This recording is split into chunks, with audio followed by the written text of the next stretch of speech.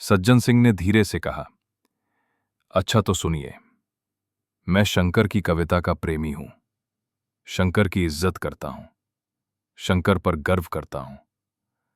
शंकर को अपने और अपनी कौम पर एहसान करने वाला समझता हूं, मगर उनके चरणों में सिर झुकाने के लिए तैयार नहीं हूं। नमस्कार, स्वागत है। ताऊजी की स्टोरी में आज सुनेंगे मुंशी प्रेमचंद की मशहूर कहानी घमंड का पुतला। सुबह का वक्त था। मैं गढ़ी में गया। नीचे सरयू नदी लहरें मार रही थी। उस पार साखू का जंगल था। मीलों तक बादामी रेत फैली हुई थी। उस पर खरबूजू और तरबूज की क्यारियां थीं, पीले पीले फूलों से लहराते हुए। बगुलों और मुर्गाबियों के गोल बैठे हुए थे। सूर्य देवता ने जंगलों से सिर निकाला। लहरें जगमगाईं। पानी में तारे निकले। बड़ा सुहाना, आत्मिक उल्लास देने वाला दृश्य था। मैंने खबर करवाई और कुंवर साहब के दीवान खाने में दाखिल हुआ। लंबा चौड़ा कमरा था। फर्श बिछा हुआ था। सामने मसनद पर एक बहुत लंबा तलंगा आदमी बैठा था। सर के बाल मुड़े हुए, गले में रुद्राक्ष की माला, लाल लाल ऊंचा माथा। पुरुषोचित अभिमान की इससे अच्छी तस्वीर नहीं हो सकती थी। चेहरे से रौबदाब बरसता था। कुंवर साहब ने मेरे सलाम को इस अंदाज से लिया जैसे वो इसके आदी हों। मसनद से उठकर उन्होंने बहुत बड़प्पन के ढंग से मेरी अगवानी की, खैरियत पूछी और इस तकलीफ के लिए मेरा शुक्रिया अदा करने के बाद इत्र और पान से मेरी तवज्जो की। फिर वो मुझे अपनी उस गढ़ी की सैर कराने चले जिसने किसी जमाने में जरूर आसफुद्दौला को जिच किया होगा, मगर इस वक्त बहुत टूटी फूटी हालत में थी। यहां के एक एक रोड़े पर कुंवर साहब को नाज था। उनके खानदानी बड़प्पन और रौबदाब का जिक्र उनकी जबान से सुनकर विश्वास न करना असंभव था। बयान करने का ढंग यकीन को मजबूर करता था। और वे उन कहानियों के सिर्फ पासबान ही न थे, बल्कि वे उनके ईमान का हिस्सा थीं। जहां तक उनकी शक्ति में था, उन्होंने अपनी आन निभाने में कभी कसर नहीं की। कुंवर सज्जन सिंह खानदानी रईस थे। उनकी वंश परंपरा यहां वहां टूटती हुई अंत में किसी महात्मा ऋषि से जाकर मिल जाती थी। उन्हें तपस्या, भक्ति और योग का कोई दावा न था, लेकिन इसका गर्व उन्हें अवश्य था कि वे एक ऋषि की संतान हैं।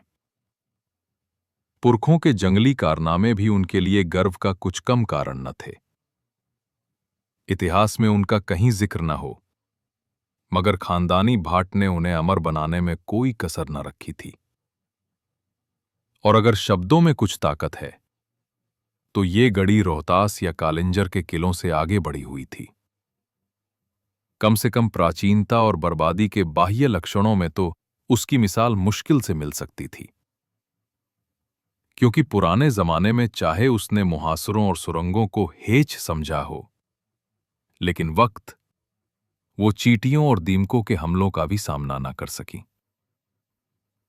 कुंवर सज्जन सिंह से मेरी भेंट बहुत संक्षिप्त थी, लेकिन इस दिलचस्प आदमी ने मुझे हमेशा के लिए अपना भक्त बना लिया। बड़ा समझदार, मामले को समझने वाला, दूरदर्शी आदमी था। आखिर मुझे उसका बिन पैसों का गुलाम बनना ही था। शाम हो गई थी। मैं सरयू नदी के किनारे अपने कैंप में बैठा हुआ नदी के मजे ले रहा था कि तभी मेरे फुटबॉल ने दबे पांव पास आकर मुझे सलाम किया, जैसे वो मुझसे कुछ कहना चाहता हो। फुटबॉल के नाम से जिस प्राणी का जिक्र किया गया, वो मेरा अर्दली था। उसे सिर्फ एक नजर देखने से यकीन हो जाता था कि ये नाम उसके लिए बिल्कुल उचित है। वो सिर से पैर तक आदमी की शक्ल में एक गेंद था, लंबाई और चौड़ाई बराबर। उसका भारी भरकम पेट जिसने उस दायरे को बनाने में खास हिस्सा लिया था, एक लंबे कमरबंद में लिपटा रहता था। शायद इसलिए कि वो इंतहा से आगे न बढ़ जाए। जब वो तेजी से चलता था, बल्कि यूं कहिए झुड़कता था, तो साफ मालूम होता था कि कोई फुटबॉल ठोकर खाकर लुढ़कता चला आ रहा है। मैंने उसकी तरफ देखकर पूछा, क्या कहते हो? इस पर फुटबॉल ने ऐसी रोनी सूरत बनाई जैसे कहीं से पिट कर आया हो, और बोला, हुजूर, अभी तक यहां रसद का कोई इंतजाम नहीं हुआ। जमींदार साहब कहते हैं कि मैं किसी का नौकर नहीं हूं। मैंने इस निगाह से देखा जैसे मैं और ज्यादा नहीं सुनना चाहता। यह असंभव था कि मजिस्ट्रेट की शान में जमींदार से ऐसी गुस्ताखी हो। यह मेरे हाकिमाना गुस्से को भड़काने की एक बदतमीज कोशिश थी। मैंने पूछा, जमींदार कौन है? फुटबॉल की बौछें खिल गईं। बोला, क्या कहूं, कुंवर सज्जन सिंह। हुजूर बड़ा ढीठ आदमी है। रात आ गई है और अभी तक हुजूर के सलाम को भी नहीं आया। घोड़ों के सामने न घास है न दाना। लश्कर के सब आदमी भूखे बैठे हुए हैं। मिट्टी का एक बर्तन भी नहीं भेजा। मुझे जमींदारों से रात दिन साबका रहता था, मगर ये शिकायत कभी सुनने में नहीं आई थी। इसके विपरीत वो मेरी खातिर तवाज़ो में ऐसी जौफिशानी से काम लेते थे जो उनके स्वाभिमान के लिए ठीक न थी। उनके आतिथ्य सत्कार में न दिल का भाव था, न शिष्टाचार, न वैभव का प्रदर्शन, बल्कि उसमें साफ दिखाई देती थी स्वार्थ की हवस और बेजा रसूख की फिक्र। और इस रसूख की कीमत गरीबों से वसूल की जाती थी, जिनका कोई हाथ पकड़ने वाला नहीं था। उनके बात करने के ढंग में वो मुलामियत और आजिजी बढ़ती जाती थी जिसका स्वाभिमान से बैर है। अक्सर ऐसे मौके आते थे जब इन खुशामदी आदमियों से तंग होकर दिल चाहता था, काश इनकी सूरत न देखनी पड़े। मगर आज फुटबॉल की जबान से ये कैफियत सुनकर मेरी जो हालत हुई, उसने साबित कर दिया कि रोज रोज की खातिरदारियों और मीठी बातों ने मुझ पर असर किए बिना नहीं छोड़ा था। मैं ये हुक्म देने वाला ही था कि कुंवर सज्जन सिंह को हाजिर करो, कि एकाएक मुझे ख्याल आया, इन मुफ्तखोर चपरासियों के कहने पर एक प्रतिष्ठित आदमी को अपमानित करना न्याय नहीं है। मैंने अर्दली से कहा, बनियों के पास जाओ, नकद दाम देकर चीजें लाओ, और याद रखो, मेरे पास कोई शिकायत ना आए। अर्दली दिल में मुझे कोसता हुआ चला गया, मगर मेरे आश्चर्य की कोई सीमा न रही जब वहां एक हफ्ते तक रहने पर भी कुंवर साहब से मेरी भेंट न हुई। हर रोज मेरे आदमियों और लश्कर वालों की जबान से कुंवर साहब की ढिठाई, घमंड और हेकड़ी की कहानियां सुनता रहा। यहां तक कि मेरे पेशकार ने भी कई बार मुझे इशारों से समझाया कि ऐसे गांव में ठहरना ठीक नहीं। शायद मैं पहला आदमी था जिससे ये भूल हुई थी। अगर मैंने जिले के नक्शे के बदले लश्कर वालों से अपने दौरे का प्रोग्राम बनवाया होता तो शायद ये अप्रिय अनुभव ना होता। मगर कुछ अजब बात थी कि कुंवर साहब को बुरा भला कहना मुझ पर उल्टा असर डालता था। यहां तक कि अब मुझे उस आदमी से मुलाकात करने की इच्छा होने लगी जो सर्वशक्तिमान अफसरों से इतना अलग थलग रह सकता है। वो दिन भी याद रहेगा जब अयोध्या में हमारे जादू सा करने वाले कवि शंकर को राष्ट्र की ओर से बधाई देने के लिए शानदार जलसा हुआ। हमारा गौरव, हमारा जोशीला शंकर यूरोप और अमेरिका पर अपने काव्य का जादू करके वापस आया था। अपने कमालों पर घमंड करने वाले यूरोप ने उसकी पूजा की थी।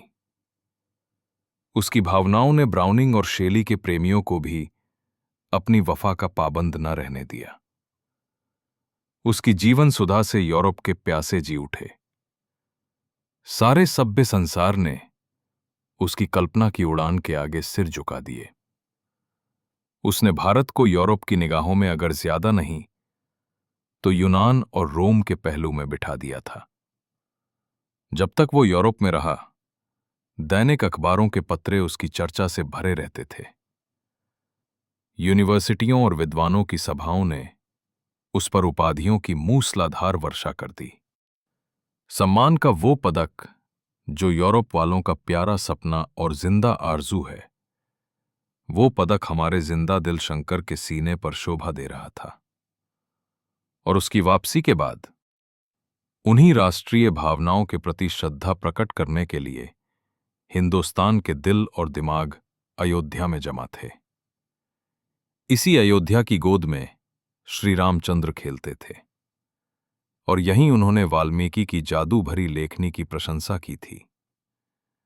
उसी अयोध्या में हम अपने मीठे कवि शंकर पर अपनी मोहब्बत के फूल चढ़ाने आए थे। इस राष्ट्रीय कतव्य में सरकारी हुक्काम भी बड़ी उदारतापूर्वक हमारे साथ सम्मिलित थे।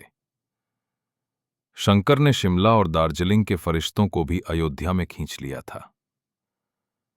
अयोध्या को बहुत अंतजार के बाद यह दिन देखना नसीब हुआ जिस वक्त शंकर ने उस विराट पंडाल में पैर रखा। हमारे हृदय राष्ट्रीय गौरव और नशे से मतवाले हो गए। ऐसा महसूस होता था कि हम उस वक्त किसी अधिक पवित्र, अधिक प्रकाशवान दुनिया के बसने वाले हैं।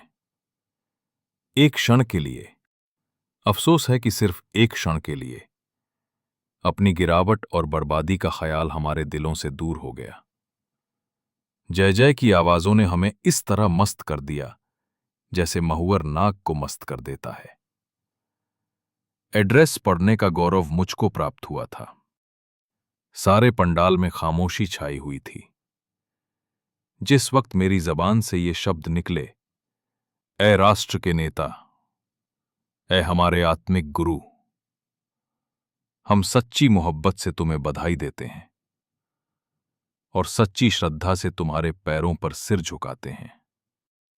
यकायक मेरी निगाह उठी और मैंने एक हृष्ट पुष्ट हैकल आदमी को ताल्लुकेदारों की कतार से उठकर बाहर जाते देखा। ये कुंवर सज्जन सिंह थे। मुझे कुंवर साहब की ये बेमौका हरकत, जिसे अशिष्टता समझने में कोई बाधा नहीं है, बुरी मालूम हुई। हजारों आंखें उनकी तरफ हैरत से उठीं। जलसे के खत्म होते ही मैंने पहला काम जो किया वो कुंवर साहब से इस चीज के बारे में जवाब तलब करना था। मैंने पूछा, क्यों साहब, आपके पास इस बेमौका हरकत का क्या जवाब है? सज्जन सिंह ने गंभीरता से जवाब दिया, आप सुनना चाहें तो जवाब हूं। शौक से फरमाइए। अच्छा तो सुनिए। मैं शंकर की कविता का प्रेमी हूं, शंकर की इज्जत करता हूं, शंकर पर गर्व करता हूं, शंकर को अपने और अपनी कौम के ऊपर एहसान करने वाला समझता हूं, मगर उसके साथ ही उन्हें अपना आध्यात्मिक गुरु मानने या उनके चरणों में सिर झुकाने के लिए तैयार नहीं हूं। मैं आश्चर्य से उसका मुंह ताकता रह गया। ये आदमी नहीं, घमंड का पुतला है। देखें, ये सिर कभी झुकता भी है या नहीं। पूरनमासी का पूरा चांद सरयू के सुनहरे फर्श पर नाच रहा था और लहरें खुशी से गल मिलकर गा रही थीं। फागुन का महीना था। पेड़ों में कोपलें निकली थीं और कोयल अपनी मधुर कूक से जैसे सारे वातावरण को जीवंत कर रही थीं। मैं अपना दौरा करके सदर लौट रहा था। रास्ते में कुंवर सज्जन सिंह से मिलने का चाव मुझे उनके घर तक ले गया, जहां अब मैं बड़ी बेतकल्लुफी से आता जाता था। शाम का वक्त था। मैं नदी की सैर को निकल पड़ा। वो प्राणदायिनी हवा, वो उड़ती हुई लहरें, वो गहरी निस्तब्धता, सारा दृश्य जैसे किसी आकर्षक सुहाने सपने से कम न था। चांद के चमकते हुए गीत से जिस तरह लहरें झूम रही थीं, उसी तरह मीठी चिंताओं से दिल भी उमड़ आया था। मुझे ऊंचे कगार पर एक पेड़ के नीचे कुछ रोशनी दिखाई दी। मैं ऊपर चढ़ा। वहां बरगद की घनी छाया में धूनी जल रही थी। उसके सामने एक साधु पैर फैलाए बरगद की मोटी जटा के सहारे टिके हुए थे। उनका चेहरा इतना तेजस्वी था कि आग की लौ भी फीकी लगती थी। नीले तालाब में कमल खिला हुआ था। उनके पैरों के पास एक दूसरा आदमी बैठा था। उसकी पीठ मेरी तरफ थी। वो उस साधु के पांवों पर सिर रखे था। कभी पैरों को चूमता, कभी आंखों से लगाता। साधु अपने दोनों हाथ उसके सिर पर रखे हुए थे, जैसे वासना, धैर्य और संतोष के आंचल में आश्रय ढूंढ रही हो। भोला बच्चा मां बाप की गोद में लौट आया हो। एकाएक उसने सिर उठाया और मेरी निगाह उसके चेहरे पर पड़ी। मुझे एक झटका सा लगा। वो कुंवर सज्जन सिंह थे। हां, वही कुंवर साहब जिनका सिर कभी झुका नहीं था। वो सिर जो एक ऊंचे मनसबदार के सामने नहीं झुका, जो एक प्रतापी महाराज के आगे नहीं झुका, जो एक महान देश प्रेमी कवि और दार्शनिक के आगे भी नहीं झुका। वो सिर आज एक साधु के चरणों में झुका था। वो माथा जो हमेशा गर्व से उठा रहता था, आज जमीन को छू रहा था। घमंड वैराग्य के सामने सिर झुकाए खड़ा था। मेरे दिल में इस दृश्य से भक्ति का एक अनोखा आवेग उठ खड़ा हुआ। ऐसा लगा जैसे आंखों के सामने से कोई पर्दा हट गया हो और मैंने पहली बार कुंवर सज्जन सिंह की आत्मा का असली तेज देखा। मैं उनके पास गया, उनके हाथ पकड़कर बोला, मेरे दोस्त, मैं आज तक तुम्हारी आत्मा के बड़प्पन से बिल्कुल बेखबर था। आज तुमने मेरे हृदय पर यह अंकित कर दिया कि वैभव और प्रताप, कमाल और शोहरत, ये सब घटिया और भौतिक चीजें हैं। वासना में डूबे हुए लोग इस योग्य नहीं कि हम उनके सामने भक्ति से सिर झुकाएं। वैराग्य और परमात्मा से दिल लगाना ही वो महान गुण है जिसकी ड्योढ़ी पर बड़े बड़े प्रतापी और वैभवशाली लोग भी सिर झुका देते हैं। यही वो ताकत है, मैं बोला, जो घमंड की शराब से मतवालों को और जड़ाऊ मुकुटों को अपने पैरों पर गिरा सकती है। ऐ तपस्या के एकांत में बैठने वाली आत्माओं, तुम धन्य हो कि घमंड के पुतले भी तुम्हारे पैरों की धूल माथे पर चढ़ाते हैं। कुंवर सज्जन सिंह ने मुझे सीने से लगाकर कहा, मिस्टर वागले, आज आपने मुझे सच्चे गर्व का रूप दिखा दिया और मैं कह सकता हूं कि सच्चा गर्व सच्ची प्रार्थना से कम नहीं होता। विश्वास मानिए, मुझे इस वक्त ऐसा लग रहा है कि गर्व में भी आत्मिकता को पाया जा सकता है। आज मेरे सिर में गर्व का जो नशा है वो कभी नहीं था। तो ये थी मुंशी प्रेमचंद की कहानी घमंड का पुतला। कहानी को शेयर जरूर करें और कमेंट्स में बताएं कि आप कौन सी कहानी सुनना चाहते हो।